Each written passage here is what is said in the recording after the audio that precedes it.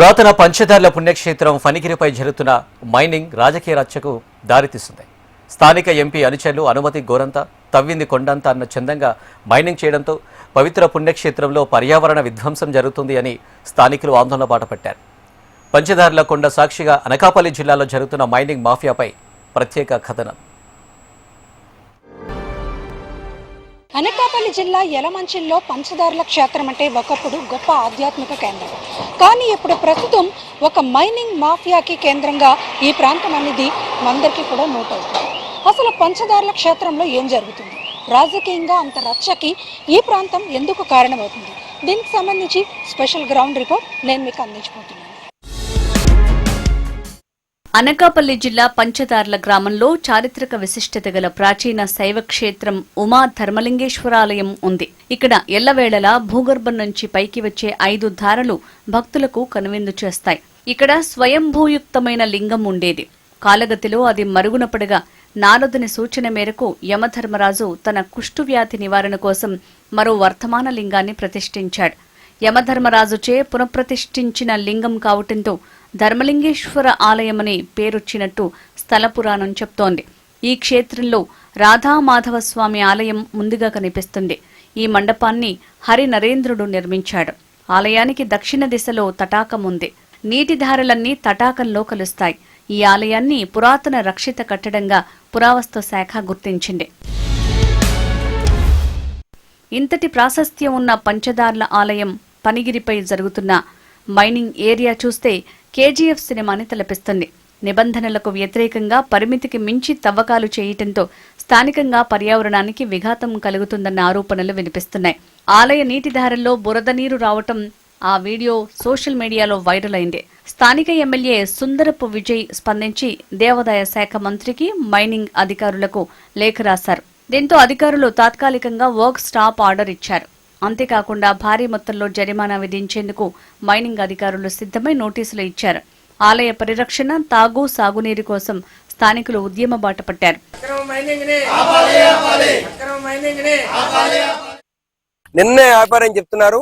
ఈ రోజు అక్కడ జలాల దగ్గర కూడా వెళ్ళి చూడడం అయింది. ఇప్పుడు ఆపడం వల్ల ఏమో కానీ మొత్తం వైట్ వాటర్ గా వస్తుంది, కొంతవరకు వైట్ వస్తుంది.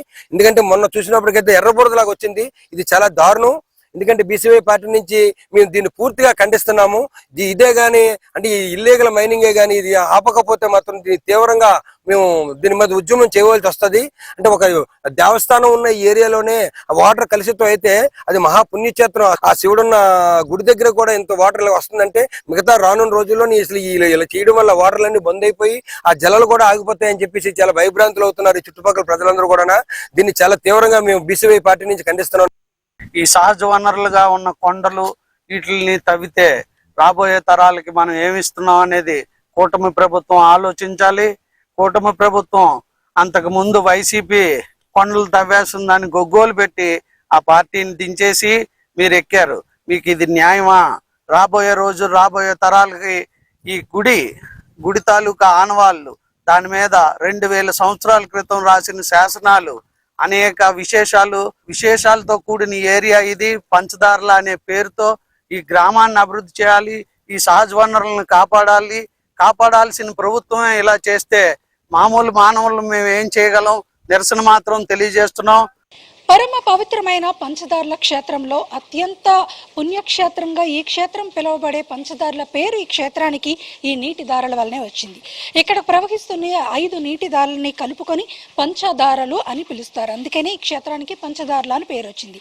అయితే ప్రస్తుతం సోషల్ మీడియాలో వైరల్ అవడంతో పాటు అసలు మొత్తం ఈ మైనింగ్ మాఫియా వివాదానికే కేంద్రమైన ఈ పంచదారులో నీటి దారలకి బదులుగా బురద నీరు రావడం, అదంతా కూడా చూసి ఇక్కడ భక్తులు మనోభావాలు దెబ్బతిని ఇక్కడ ఉన్న స్థానికులంతా కూడా చాలా తీవ్రమైన ఆగ్రహాన్ని వ్యక్తం చేస్తూ అసలు పంచదార్ల క్షేత్రంలో ఏం జరుగుతుంది, ఈ ఫణిగిరి క్షేత్రం ఎందుకు మైనింగ్ మాఫియా చేతుల్లోకి చిక్కుకుపోయింది, ఈ దారులన్నీ కూడా మూసుకుపోతే తమ యొక్క సెంటిమెంట్స్ ఏమవుతాయి, అలాగే ఈ చుట్టుపక్కల పరిసర ప్రాంతాల్లో ఉన్న 25 గ్రామాలకి మంచి నీటిని, అలాగే దాని దిగువన ఉన్న 1500 ఎకరాల భూమికి సాగునీటిని అందిస్తున్న ఈ దారులు ఒకవేళ క్లోజ్ అయిపోతే ఏంటి పరిస్థితి అన్నది ఇక్కడున్న స్థానికులందరికీ అనుమానం కలిగిన తర్వాత ఈ మైనింగ్ మాఫియాకి సంబంధించి ఏం జరుగుతుంది అనేది ఆరా తీయడం మొదలుపెట్టారు. ఫణిగిరి క్షేత్రంలో మొత్తం క్షేత్రంలో ఉన్న కొండని అంతా కూడా ధ్వంసం చేస్తూ పర్యావరణ విధ్వంసానికి కారణమైన ఏదైతే మైనింగ్ ఇక్కడ జరుగుతుందో ఆ మైనింగ్ కి సంబంధించి ప్రస్తుతం ఈ పంచదార్ల క్షేత్రంలో దారులన్నీ కూడా క్లోజ్ అయిపోతున్న పరిస్థితి.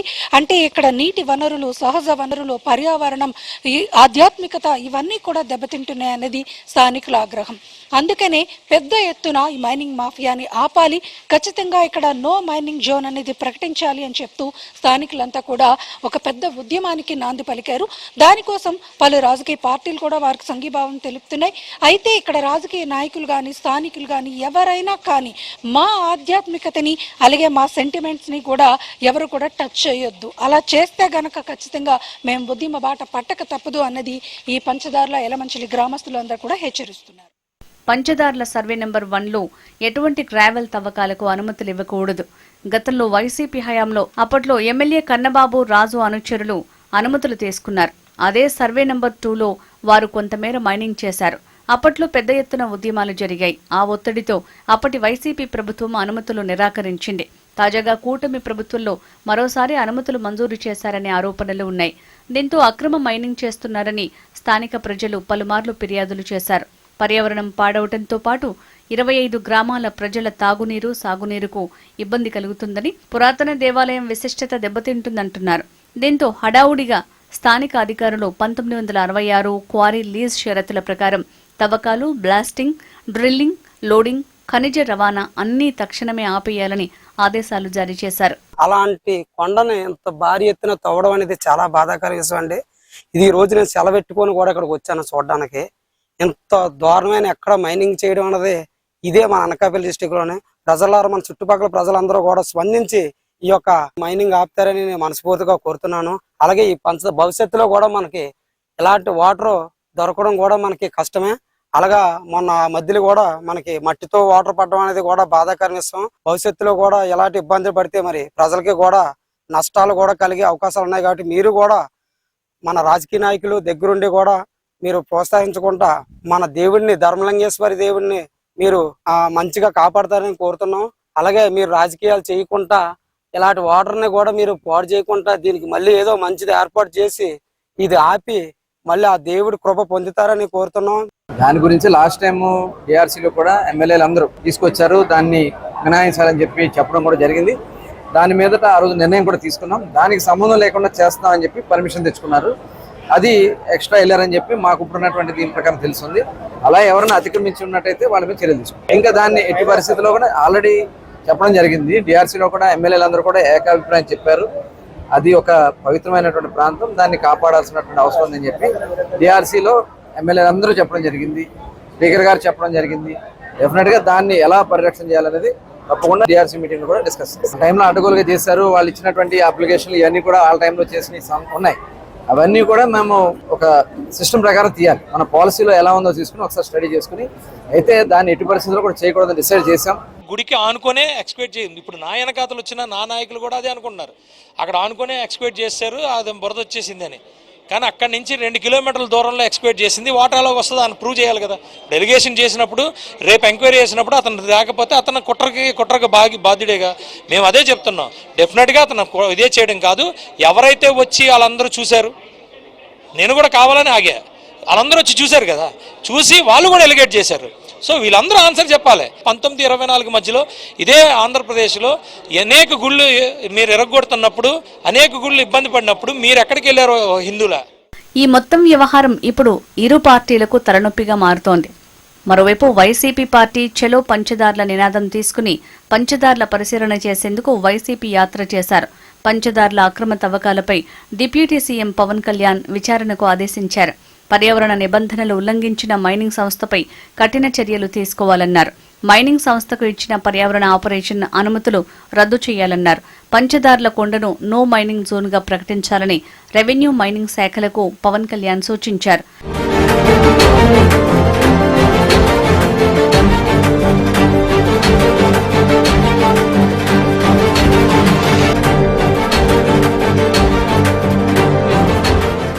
ఇటు కూటమి కూడా చలో పంచదార్లకి పిలుపునిచ్చింది. దీంతో అనకాపల్లి జిల్లా రాజకీయంగా వేడెక్కుతోంది. పంచదార్ల పొలిటికల్ స్టంట్ ఎలా ఉండబోతుందనేది హాట్ టాపిక్ అవుతుంది. చూడాలి రాజకీయంగా ఈ వివాదం ఎలాంటి పరిణామాలు తీసుకువస్తుందో. ఎంతో ఘన చరిత్ర కలిగిన ఆలయ విశిష్టత దెబ్బతినకుండా చూడాలని భక్తులు కోరుతున్నారు. అనకాపల్లి జిల్లా పంచదార్ల క్షేత్రం వద్ద జరుగుతున్న మైనింగ్ మాఫియాకు సంబంధించిన అంశాల మీద ప్రజలు ఆగ్రహానికి గురవుతున్నారు. అసలు ప్రకృతి విధ్వంసానికి ప్రజాప్రతినిధులే కారణమవుతున్నారని ఆరోపిస్తున్నారు. ఇవన్నీ కూడా మరి ప్రభుత్వాలు గుర్తించాల్సిన అవసరం ఉంది. అనకాపల్లి జిల్లా కేంద్రంగా జరుగుతున్న మైనింగ్ కేంద్రాల మీద దృష్టి సారించాల్సిన అవసరం కూడా ఉంది. ఈ రెండూ జరగకపోతే ప్రజల ఆగ్రహానికి ప్రభుత్వాలు గురి కావాల్సి వస్తుంది అన్న దాంట్లో అతిశయోక్తి లేదు. వీడియో జర్నలిస్ట్ ధనుష్తో అనురాధ, HM టీవీ, యలమంచిల నుంచి.